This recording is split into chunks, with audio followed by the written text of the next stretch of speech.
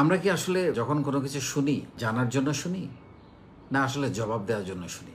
এই প্রশ্নটা নিজেকে খুব করা দরকার। আপনি একজন ভালো শ্রোতা, আপনি অন্যের কথা খুব মনোযোগ দিয়ে শোনেন, আপনি কাউকে মাঝখানে কথা বলতে গেলে বাধা দেন না, তার পুরোটা আগে শোনেন, শোনার পরে আপনি তারপর নিজের কথা বলেন বা রিপ্লাই দেন।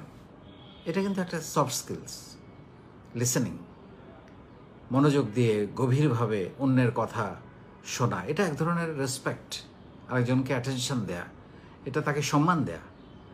এখন আমাদের যেটা হয় সেটা হচ্ছে আমরা কেউ কথা বলতে গেলেই হয়তো দেখা যায় যে মাঝখানে তাকে থামিয়ে দিয়ে নিজের কথা বলা শুরু করি। এই আমার তো এটা হয়েছে, আরে তোমার কি হয়েছে, আমারটা শুনলে তো তুমি পাগল হয়ে যাবে, মানে তারটা আমরা শুনলামই না। নিজেকে একটু প্রশ্ন করেন, আপনি কি এমন যে আপনি মানুষের কথা শুনতে চান না?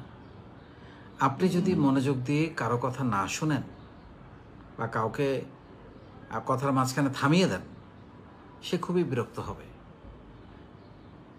খুবই ব্যথিত হবে, খুবই অসম্মানিত বোধ করবে। আবার আপনি যদি নিজেও অন্যকে এই কাজটা করেন, যে কথা শোনেন না মনোযোগ দিয়ে, তাকে হয়তো কথা বলছে মোবাইলের দিকে তাকিয়ে আছেন বা একটু হেলান দিয়ে বসে আছেন, অ্যাটেনশনটা তো কাছে এসে তার চোখের দিকে তাকিয়ে দিতে হবে। কেউ আপনার সঙ্গে কথা বলছে, আপনি মোবাইলে তার চোখের দিকেও তাকাচ্ছেন না আপনি, সো এটা তো কমিউনিকেশন হইল না,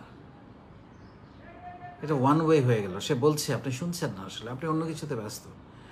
ওইটুকু সময় তাকে দেন, ওইটুকু মনোযোগ, ওইটুকু সম্মান তাকে দেন। একেবারে কাছে গিয়ে মাঝে মধ্যে একটু মাথা নাড়েন, রেসপন্স করেন তাকে। এটা মাথা নাড়া মানে অভিনয় করার জন্য মাথা নাড়া না, তার কথা শুনে বুঝিয়ে রেসপন্স করা। এখন আপনি এরকম করে বসে আছেন, কেউ একজন কথা বলছে বা এরকম একটা মোবাইল নিয়ে কথা বলছে, মাঝে মধ্যে তাকাচ্ছেন, আবার কথা বলছেন, এটা তো ঠিক না, এটা তাকে অসম্মানিত করা। এবং এই কাজটা আপনি যদি করেন, আপনার সঙ্গেও দেখবেন যে এই ঘটনাগুলো ঘটবে।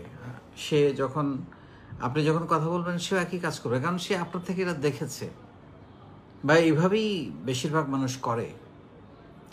নিজেকে প্রশ্ন করেন যে আপনি কি এমন হলে তো কমিউনিকেশনটা হলো না। Listening is a communication, is a skills.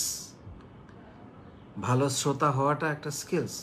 আপনাকে কেউ একজন অনেক মনের দুঃখের কথা, কষ্টের কথা বলে আসলো যে আর বলিস না ভাই, কী যে জ্বর হলো, প্রায় 105 ডিগ্রি। আপনি তার কথা শুনতেই দিলেন না, তারপরে কি হলো, হাসপাতালে নিল কিনা বা আহারে উহুরে কিছুই বললেন। আপনি বললেন তোর 105, আমার তো থার্মোমিটারই ভেঙে গেছিলো, এত জ্বর আসছিল। মানে তাকে আপনার চেয়ে 1 ডিগ্রি বেশি করে বলতে হবে, এটাই যেন আপনার বাহাদুরি। অথচ তার প্রতি একটু সফটলি শোনা, কি হয়েছিল, কি ওষুধ খেয়েছে, এখন কি অবস্থা, একটু তাকে সহমর্মিতা দেয়া, সেটা আর পেলই না সে। কথা না শুনলে, প্রপারলি আপনি যদি কথাটা না শোনেন, পুরাটা না শোনেন, আপনার জবাব দেওয়াটাও অনেক সময় ভুল হয়ে যাবে। অনেক সময় না, বেশিরভাগ ক্ষেত্রেই ভুল হয়ে যাবে। সো আগে পুরোটা শুনতে হবে, তারপর আপনি রেসপন্স করবেন আপনার পালা যখন আসবে। কাউকে থামিয়ে দেবেন না, এটা অসম্মান করা।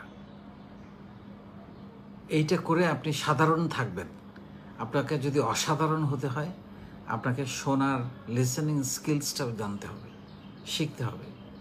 এটা একটা শোনার দক্ষতা, মনোযোগ দিয়ে অন্যের কথা শোনা, এটা কমিউনিকেশনের একটা অংশ।